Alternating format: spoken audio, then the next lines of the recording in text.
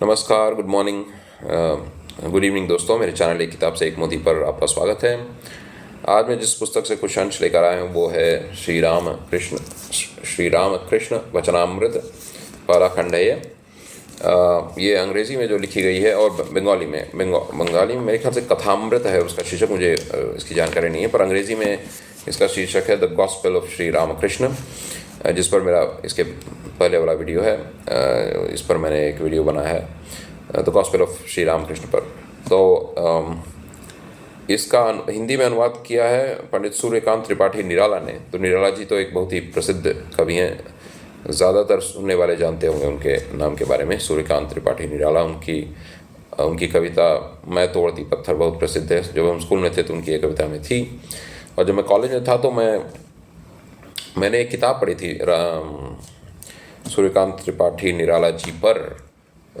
वो किताब लिखी गई थी राम विलास शर्मा द्वारा, और उसका शीर्षक था मेरे ख्याल से निराला की साहित्य साधना। ज़बरदस्त किताब थी। तो कई वर्ष बीत गए अब, पर थोड़े थोड़े अंश मुझे अभी भी याद है। तो एक बार चर्चा होती रहती है राम विलास शर्मा में, और मेरे ख्याल से सूर्यकांत त्रिपाठी निराला में, और राम विलास शर्मा में व्याकरण पर चर्चा हो रही थी, अंग्रेज़ी ग्रामर पर व्याकरण। तो एक वाक्य में एक शब्द था जिसका वर्गीकरण किस तरह किया जाए, इस पर बहस हो रही थी या चर्चा हो रही थी। तो जैसे मतलब कोई शब्द हम जब लेते हैं एक वाक्य में, तो हम फिर सोचते हैं कि क्या ये नाउन है, संज्ञा है। तो संज्ञा है तो किस तरह की संज्ञा है, व्यक्तिवाचक है या अन्य जो तरह की संज्ञाएँ होती हैं, वस्तुवाचक। मेरे ख्याल से व्यक्तिवाचक संज्ञा जैसे अंग्रेजी में कहते हैं प्रॉपर नाउन, फिर होता है कॉमन नाउन यानी सामान्य जो संज्ञा होती है। तो इस तरह के जो अलग अलग नाम होते हैं संज्ञाओं के, तो उसी में एक वर्ड था, तो उसी का वर्गीकरण उन्होंने इस प्रकार किया था सूर्यकांत त्रिपाठी निराला, कि वो शब्द है केस इन एपोजिशन। तो एपोजिशन क्या होता है मैं एक बार पढ़ देता हूँ। तो कहने का मतलब है सूर्यकांत त्रिपाठी निराला जी का अंग्रेजी का ज्ञान भी बढ़िया था, बंगाली का भी ज्ञान बढ़िया था, तभी उन्होंने ये अनुवाद किया। मेरे ख्याल से बंगाली से उन्होंने अनुवाद किया था। कुछ रविन्द्रनाथ टैगोर जी की रचनाओं का भी मेरे ख्याल से उन्होंने अनुवाद किया है।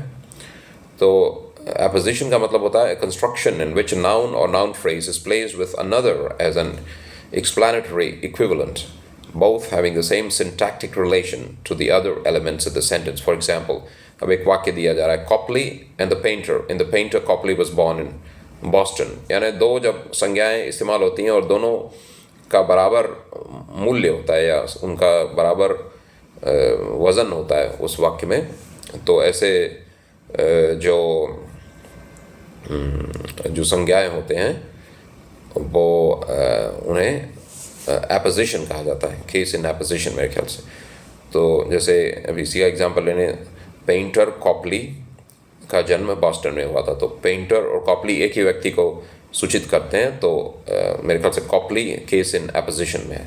तो इसी पर चर्चा हो रही थी। तो सूर्यकांत त्रिपाठी निराला ने राम विलास शर्मा को बताया कि कैसे उस वाक्य को तोड़कर, यार अंग्रेजी में पार्सिंग बोला जाता है उसको, वाक्य को अलग अलग कर कर उन्हें तोड़कर उनके अलग अलग खंड करके फिर हम विचार करते हैं कि वो शब्द क्या कार्य कर रहा है उस वाक्य में। व्याकरण पर मैंने वीडियो बनाऊंगा, उस पर चर्चा हम आगे बढ़ाएंगे। तो आइए अब इस पुस्तक की चर्चा करते हैं। तो ये हिंदी में अनुवाद है, ये जो अंग्रेज़ी में किताब है, या और बंगाली में भी है। अंग्रेज़ी में है the gospel of Shri Ramakrishna. तो महेंद्रनाथ गुप्त जो इसके लेखक हैं, मूल लेखक, तो वे श्री राम कृष्ण परमहंस के साथ उन्होंने बहुत वक्त बिताया मंदिर में, और जहाँ जहाँ जाते थे रामकृष्ण परमहंस किसी अपने भक्त से मिलने या जो उनके अनुयायी थे उनसे मिलने, ईश्वर चंद्र विद्यासागर से मिलने जाते थे, केशव चंद्र सेन थे उनसे मिलने जाते थे, और मेरे ख्याल से देवेंद्रनाथ टैगोर थे, रविन्द्रनाथ टैगोर के दादाजी, मेरे ख्याल से दादाजी या पिताजी, देवेंद्रनाथ टैगोर के यहाँ जाते थे वो। तो इन सब बातों की चर्चा इसमें है। ये एकदम अध्यात्म ज्ञान से भरी हुई है, लबालब भरी हुई है, भरपूर से बोला जाता है, ओतप्रोत है, आध्यात्मिक ज्ञान से ओतप्रोत है पुस्तक। तो आप भी मंगाइए। आप बनारस में भी है, रामकृष्ण मिशन का जो पुस्तक की दुकान है वो है बनारस में भी। मैं तो चेन्नई से बहुत सारी किताबें खरीदता था, स्वामी विवेकानंद का साहित्य और रामकृष्ण परमहंस का साहित्य। और यहाँ भी हिंदी में जैसे मैंने खरीदी थी कुछ पुस्तकें, ये तो मैं बनारस से ही मैंने इसे ली है। बाकी आप ऑनलाइन भी मंगा सकते हैं, जैसे अगर आप अंग्रेज़ी पढ़ना चाहते हैं तो आप स्वामी विवेकानंद की किताबें मंगा सकते हैं अंग्रेज़ी में, हिंदी पढ़ते हैं तो हिंदी में मंगाइए, और अगर तमिल भी पढ़ते हैं तो तमिल में मंगाइए।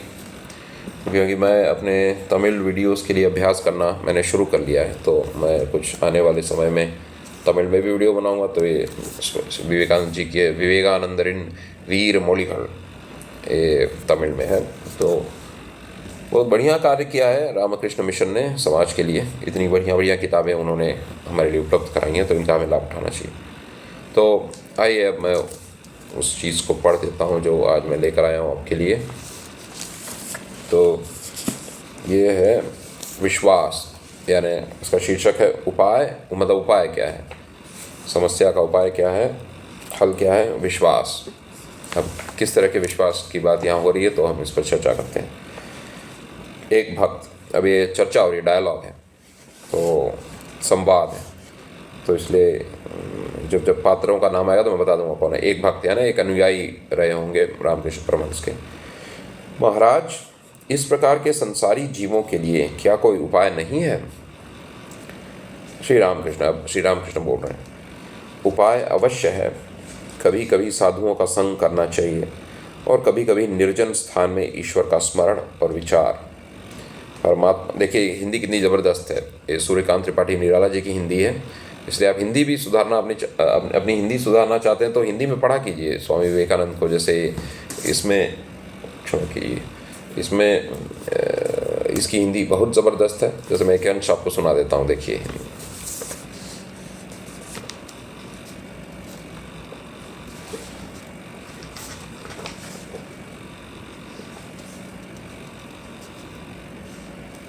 यही मनुष्य का सारा इतिहास है। यह आवरण जितना ही सूक्ष्म होता जाता है उतना ही प्रकृति के पीछे स्थित प्रकाश भी अपने स्वभाववश क्रमशः अधिकाधिक दीप्त होता जाता है, क्योंकि उसका स्वभाव इस प्रकार दीप्त होना है। उसको जाना नहीं जा सकता, हम उसे जानने का वृथा ही प्रयत्न करते रहते हैं। यदि यह ज्ञेय होता तो उसका स्वभाव ही बदल जाता, क्योंकि वह स्वयं नित्य ज्ञाता है। ज्ञान एक सीमाबद्ध भाव है। ज्ञान लाभ करने के लिए ज्ञान को विषयाश्रित करना पड़ता है। कहने का मतलब देखिए आप कितनी बढ़िया हिंदी है इसमें। तो आप अपनी हिंदी को भी सुधार सकते हैं ऐसे उच्च कोटि के साहित्य को पढ़ के। तो श्री रामकृष्ण जी बोलते हैं, उपाय अवश्य है। कभी कभी साधुओं का संग करना चाहिए और कभी कभी निर्जन स्थान में ईश्वर का स्मरण और विचार, परमात्मा से भक्ति और विश्वास की प्रार्थना करनी चाहिए। विश्वास हुआ कि सफलता मिली, विश्वास से बढ़कर और कुछ नहीं है। केदार के प्रति, अब एक अनुयायी वहाँ बैठे रहे होंगे, वहाँ बहुत लोगों का बहुत लोग वहाँ मिलते थे रामकृष्ण परमहंस से। तो मतलब लोगों का एक समाज रहा होगा वहाँ, या भीड़ रही होगी। केदार के प्रति विश्वास में कितना बल है यह तो तुमने सुना है ना। पुराणों में लिखा है कि रामचंद्र को, जो साक्षात पूर्ण ब्रह्म नारायण है, लंका जाने के लिए सेतु बांधना पड़ा था, परंतु हनुमान राम नाम के विश्वास ही से कूदकर समुद्र के पार चले गए। उन्होंने सेतु की परवाह नहीं की, सब हंसते हैं। तो यहाँ जो प्रतिक्रिया हो रही है सुनने वालों की, उसको भी कई जगह महेंद्रनाथ गुप्त जो कि इसके मूल लेखक है उन्होंने इसमें लिख दिया कोष्ठकों में, ब्रैकेट्स में। किसी को समुद्र के पार जाना था। विभीषण ने एक पत्ते पर राम नाम लिखकर उसके कपड़े के खूंट में बांधकर कहा कि तुम्हें अब कोई भय नहीं, विश्वास करके पानी के ऊपर से चले जाओ। किंतु यदि तुम्हें अविश्वास हुआ तो तुम डूब जाओगे। वह मनुष्य बड़े मजे में समुद्र के ऊपर से चला जा रहा था। उसी समय उसकी यह इच्छा हुई कि गांठ को खोलकर देखूं तो इसमें क्या बंधा है। गांठ खोलकर उसने देखा तो एक पत्ते पर राम नाम लिखा था। ज्यों ही उसने सोचा कि अरे इसमें तो सिर्फ राम नाम लिखा है, अविश्वास हुआ कि वह डूब गया। जिसका ईश्वर पर विश्वास है वह यदि महापातक करे, गो ब्राह्मण स्त्री हत्या भी करे, तो भी इस विश्वास के बल से वह बड़े बड़े पापों से मुक्त हो सकता है। वह यदि कहे कि ऐसा काम कभी नहीं करूँगा तो उसे फिर किसी बात का भय नहीं। यह कहकर श्री रामकृष्ण ने इस मर्म का बंगला गीत गाया। दुर्गा दुर्गा अगर जपूं मैं जब मेरे निकलेंगे प्राण, देखूं कैसे नहीं तारती कैसे हो करुणा की खान। क्षमा कीजिए। को ब्राह्मण की हत्या करके करके भी मदिरा का पान, जरा नहीं परवाह पापों की लूंगा निश्चय पद निर्वाण। तो यहाँ पाप करने के लिए हमें उकसाया नहीं जा रहा है, ये मत समझे गलत, इससे निर्णय मत लीजिए। इससे यही बात निकलती है कि पाप अगर हमसे हो गया है और अगर मन में बहुत हमारे कष्ट है उसके लिए, और जैसे मन में एक भार होता है पाप का, एक जिसे गिल्ट कहा जाता है अंग्रेज़ी में, यानी पछतावा। तो अब एक पछतावा और ये जो गिल्ट, ये सब मिल के आदमी को बहुत ही दबा देते हैं और उसकी जीवनी शक्ति को कमज़ोर कर देते हैं, और वो इस तरह से नहीं जी पाता जिस तरह भगवान चाहेंगे कि उनके पुत्र और पुत्री जिएं। तो इसलिए आपको विश्वास करना चाहिए कि ईश्वर का नाम आपने एक बार ले लिया और आपने ये प्रण कर लिया कि अब आप फिर से बुरी बात नहीं दोहराएंगे, बुरा काम नहीं करेंगे, तो फिर डरने की आवश्यकता नहीं।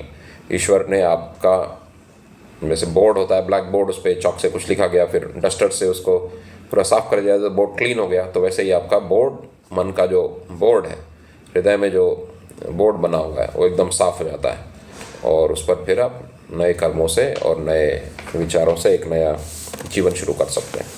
तो आइए हम कुछ इन बिंदुओं पर कुछ चर्चा करते हैं। तो पहला जो बिंदु है वो ये है कि मतलब पहले तो प्रश्न पर ही आते हैं। तो एक इंसान या एक भक्त, उनके अनुयायी उनसे प्रार्थना करते हैं कि संसारी जीवों के लिए क्या कोई उपाय है।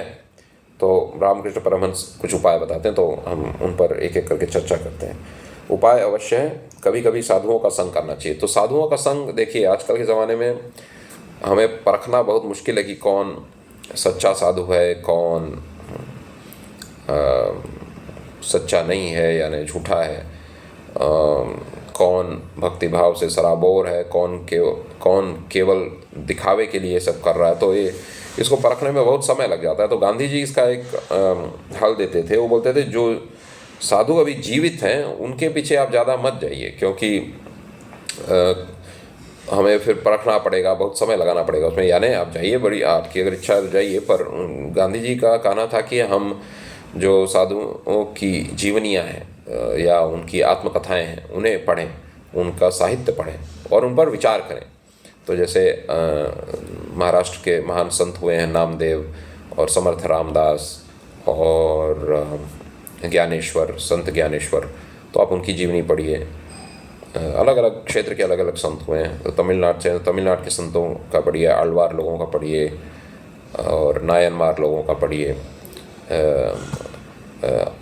जहाँ मैं रहता हूँ बनारस, वहाँ के संतों का पढ़िए, कबीर का पढ़िए और तुलसीदास जी का जीवन पढ़िए और रविदास जी का जीवन पढ़िए, यानी जितने भी संत हुए हैं, और कीनाराम जी का पढ़िए। तो इनके जीवन से आप अच्छी अच्छी बातें सीख पाएंगे। तो जो कहने का मतलब है, जो संत हो चुके हैं हमारे इतिहास में और जिनके बारे में कोई फिर प्रश्न चिन्ह नहीं उठा कि क्या वो संत थे कि नहीं, तो उनकी जीवनी आप पढ़िए, आत्मकथाएं पढ़िए और उनसे आप लाभ उठाइए सत्संग का। तो साधुओं का संग करना चाहिए और कभी कभी निर्जन स्थान में ईश्वर का स्मरण और विचार। तो आजकल की दुनिया इतनी व्यस्त है और बिजी है कि समय आदमी को मिलता ही नहीं कि वो ध्यान दे कि ये सब कुछ समय के लिए है सारा संसार। तो इसलिए जो सबसे मुख्य चीज़ है वो ये है कि मृत्यु के बाद हमारा क्या होगा और पुनर्जन्म कैसा होगा, और जो हमने पाप कर्म किए हैं उसके लिए क्या दंड मिलेंगे। इन चीज़ों पर तो विचार करता ही हर बुद्धिमान इंसान तो सोचता ही है कि शरीर के जाने के बाद फिर क्या होगा, और जिस तरह से हम अपना जीवन बिता रहे हैं, क्या इसी तरह से अगर हम आने वाले समय में बिताते रहें तो क्या हमारा जीवन सही दिशा में जाएगा या फिर अंत में पछताना पड़ जाएगा। तब पछताए क्या हुआ जब चिड़िया चुग गई खेत, मेरे ख्याल से मुहावरा या कहावत भी है। तो इसलिए आप निर्जन में जाइए, मतलब जहाँ भीड़ भाड़ नहीं है। ये बात गीता में भी आई है कि जो ज्ञानी आदमी होता है वो जन संसदी, मेरे ख्याल से शब्द इस्तेमाल हुआ है, एक लोगों की भीड़ से वो दूर रहता है। तो कुछ लोग उसका अर्थ क्या लगाते हैं, नहीं श्री कृष्ण भगवान तो बस बोल रहे हैं कि विषयासक्त मनुष्यों से दूर रहें, सत्संगियों से दूर नहीं रहे, पर ऐसा तो ये तो अपना अर्थ लगाना हुआ। शब्द यही है कि ज्ञानी आदमी जन संसदी से दूर रहता है, भीड़ भाड़ से दूर रहना पसंद करता है। इसको बस हम वैसे ही लें जैसा है संस्कृत में, और उसी का जो शुद्ध हिंदी अर्थ निकलता है उसे ले लें। तो उस कहने का मतलब है कि ज्ञानी अगर आदमी है, आप में अगर ज्ञान की इच्छा है, तो आप भीड़ भाड़ से दूर रहना पसंद करेंगे। मतलब हर वक्त नहीं, पर कम से कम 1 घंटा या आधा घंटा तो प्रतिदिन, हर 24 घंटे में एक बार तो आप अपने को निर्जन स्थान में ले ही जा सकते हैं। निर्जन का अर्थ आजकल के ज़माने में हो गया, अपने रूम में जाइए, एक मेडिटेशन रूम बना के रखिए अपने लिए, ध्यान का कमरा, उसमें ईश्वर की तस्वीरें रखिए या अच्छे अच्छे वाक्य रखिए धर्म ग्रंथों से। जैसे आप चेन्नई अगर गए हैं तो, या अगर जाने का की आपकी इच्छा है, तो विवेकानंद हाउस ज़रूर जाइए। समुद्र के किनारे पर ही है वो, मरीना बीच के सामने। तो विवेकानंद हाउस में जाएंगे तो वहाँ विवेकानंद कुछ दिन ठहरे थे, तो इसलिए उसका नाम विवेकानंद है। पहले आइस हाउस भी शायद उसे कहते थे। तो वहाँ जब आप जाएंगे तो उसमें एक कमरा है मेडिटेशन के लिए बना, एकदम नीले रंग की रोशनी है उसमें, और मेरे ख्याल से स्वामी विवेकानंद की तस्वीर या मूर्ति भी है, और आप अंदर कुछ देर बैठ के मेडिटेशन कर सकते हैं, ध्यान कर सकते हैं। तो इसी तरह का वातावरण आप अपने घर में बना लीजिए, एक छोटे से कमरे में। उसके लिए कोई बड़ा कमरा होने की जरूरत नहीं, या घर के एक कोने में बना लीजिए। जैसे स्वामी शिवानंद कहते थे कि घर में एक कोना हर आदमी का होना चाहिए। जैसे जितने सदस्य हैं वे लोग अपना अपना एक कोना चुन लें और वहीं पे रोज़ प्रार्थना किया करें, क्योंकि अपना एक कोना होने से उससे एक जो आप उस कोने जाएंगे तो आपको ईश्वर का स्मरण होने लगेगा, आपको अच्छा लगेगा। या अगर आपके आसपास कहीं निर्जन स्थान है तो वहाँ जाइए, कोई ऐसा मंदिर है जहाँ ज़्यादा भीड़ भाड़ ना हो, शोर शराबा ना हो, तो वहाँ जाइए। वैसे भीड़ भाड़ में भी ध्यान किया जा सकता है, पर ये थोड़ा कठिन है। जिसका जो अभ्यास कर रहा है उसके लिए तो निर्जन स्थान ही उत्तम। कोई ऐसा मंदिर चुन लीजिए जहाँ बहुत कम लोग, कम भक्त आते जाते हों।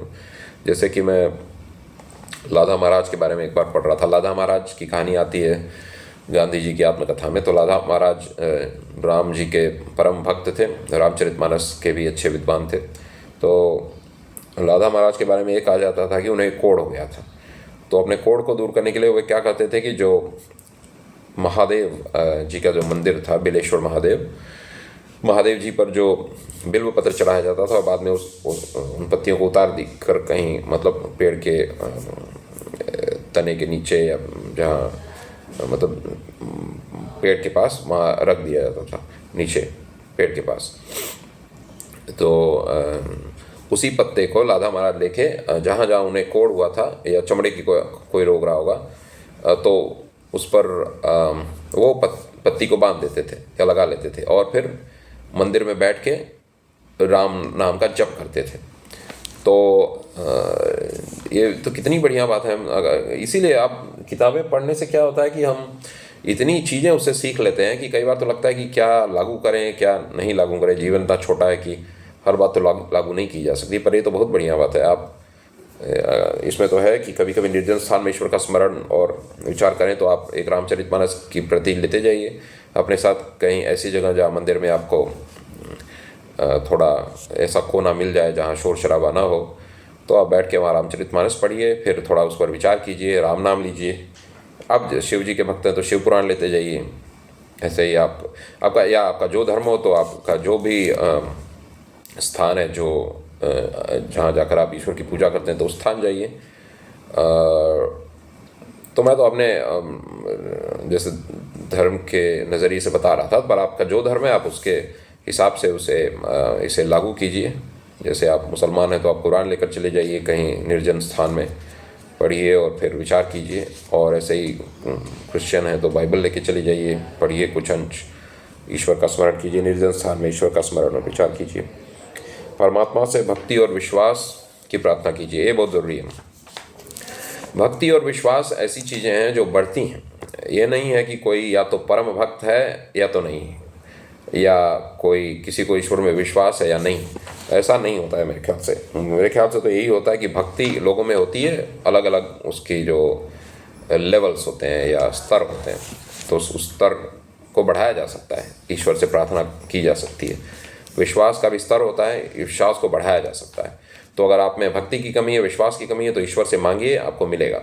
और ये बात हर धर्म ग्रंथ में बताई गई है। यही बात कुरान में भी बताई गई है कि आप ईश्वर से जब मांगेंगे तो आपको मिलेगा। यही बात बाइबल में बताई गई है। मेरे ख्याल से बुक ऑफ जेम्स है, अंग्रेजी में जेम्स बोलते हैं, हिंदी में शायद यूहन्ना बोलते हैं, तो या याकूब बोलते हैं मेरे ख्याल से। तो बुक ऑफ जेम्स जो है, यूहन्ना तो शायद जॉन हो जाएगा, जेम्स शायद याकूब होगा, जहाँ तक मेरी जानकारी। तो बुक ऑफ जेम्स में बात है कि अगर आपको प्रज्ञा की कमी है या बुद्धि की कमी है तो आज आप ईश्वर से मांगिए, ईश्वर आपको बुद्धि देगा। पर मांगते वक्त उसमें कोई आपके मन में कोई द्वंद्व न हो या डाउट न हो, यानी संशय न हो। जैसा कि गीता में कहा गया, संशय आत्मा विनश्यति, संशय जिसके अंदर है वो उसका विनाश हो जाता है। तो संशय मत रखिए, डाउट मत रखिए, क्योंकि जब आप ईश्वर से मांगेंगे इस भाव से तो आपको ज़रूर मिलेगा, प्रज्ञा जरूर मिलेगी। पर आप विश्वास से मांगिए, और विश्वास से मांगिए कि मुझे विश्वास दीजिए। तो विश्वास इस पर कीजिए कि ईश्वर हैं और वो प्रार्थना का जवाब देते हैं।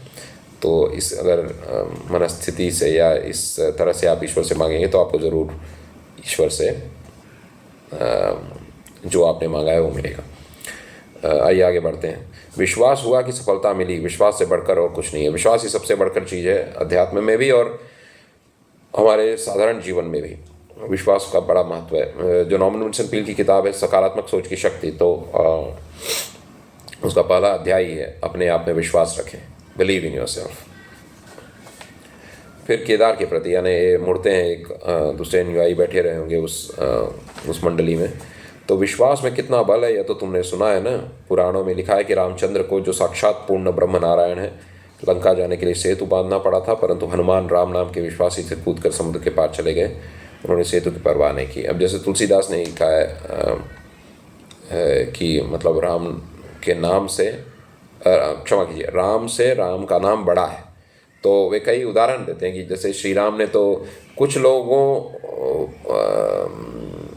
के संपर्क में ही आए, राम जब पृथ्वी पर थे तो कुछ लोगों के संपर्क में ही आए, और कुछ लोगों की का ही भला कर पाए रहे होंगे वो, क्योंकि वो तो सीमित जीवन था पृथ्वी पर राम का नाम तो नाम कोटि खल अमित सुहाए, मतलब मेरे ख्याल से बहुत सारी चौपाइयाँ हैं इस पर कि कैसे राम नाम कितने लोगों की कुमति को दूर कर दिया है। पर श्री राम तो कुछ लोगों की बुद्धि को ही सही कर पाए थे अपने जीवन काल में, पर राम का नाम तो अभी तक दुष्टों और बदमाशों के जीवन को बदलता आ रहा है और हमें पवित्र करता आ रहा है। नाम कोटि खल अमित सुहाए, मेरे ख्याल से ऐसा है, चौपाई का एक भाग है। और नाम वंदना तो बहुत बड़ी है। रामचरितमानस तो अभी पढ़िए, बालकांड में है, शुरुआती कुछ पन्नों में ही है नाम वंदना। तो उसमें तुलसीदास जी ने बताया है कि राम का नाम राम से बड़ा क्यों है।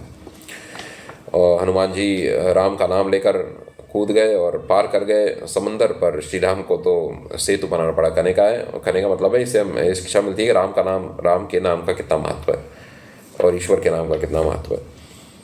तो इसमें एक कथा फिर बताते हैं कि एक इंसान को समुद्र पार करना था, तो विभीषण जी ने उन्हें एक चीज़ दी और कहा कि बांध लो उसे कपड़े की खूंट में। इसे कहा गया कपड़े की खूंट में बांध लो और निर्भय होकर पार कर जाओ समुद्र। तो बड़े मज़े से, आनंद से पार करता जा रहा था इंसान, और फिर उसे लगा कि जब आधा रास्ता मेरे ख्याल से चल चुका होगा समुद्र पर, तो उसे लगा कि देखा जाए क्या है इसमें। तो कपड़े की खूंट को खोलता है, उसके अंदर देखा एक पत्ती रहती है, उस पत्ती पर राम का नाम लिखा होता है। तो जैसे उस लहजे में बोलता है कि गांठ खोलकर उसने देखा तो एक पत्ते पर राम नाम लिखा था। जो ही उसने सोचा कि अरे इसमें तो सिर्फ राम नाम लिखा है, संशय हो गया इसको और विश्वास की कमी आ गई। विश्वास हुआ कि वह डूब गया।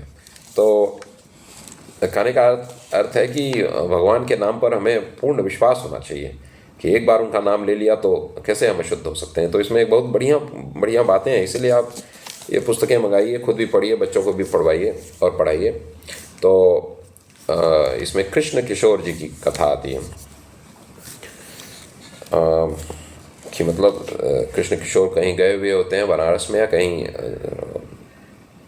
सफ़र पे रहते हैं। तो एक इंसान से वो जल मांगते हैं, तो अपने आचार और उसका बहुत ध्यान देते थे कृष्ण किशोर। तो वो इंसान थोड़ा हिचकता है कि जल दूं कि नहीं। तो बोलते क्यों हिचक रहे हो? तो हो सकता है उस वक्त वो स्नान न किया हो और उस वक्त तो जल देना चाह रहा हो कृष्ण किशोर को। तो बोले अरे क्यों हिचकिचाते हो, बस शिव शिव बोलो और तुम पूरे शुद्ध हो जाओगे और फिर मुझे जल दे दो मुझे।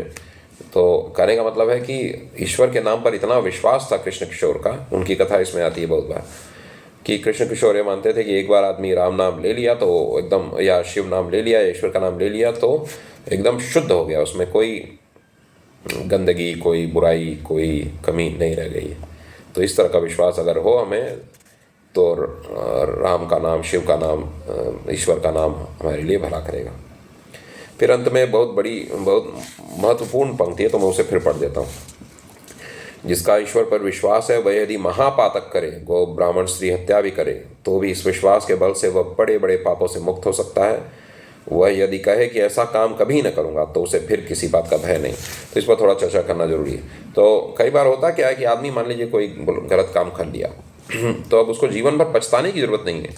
पछतावे से तो आदमी बदल नहीं सकता, बदलता है आदमी ईश्वर विश्वास से और अपने बुरे कर्म को छोड़ के।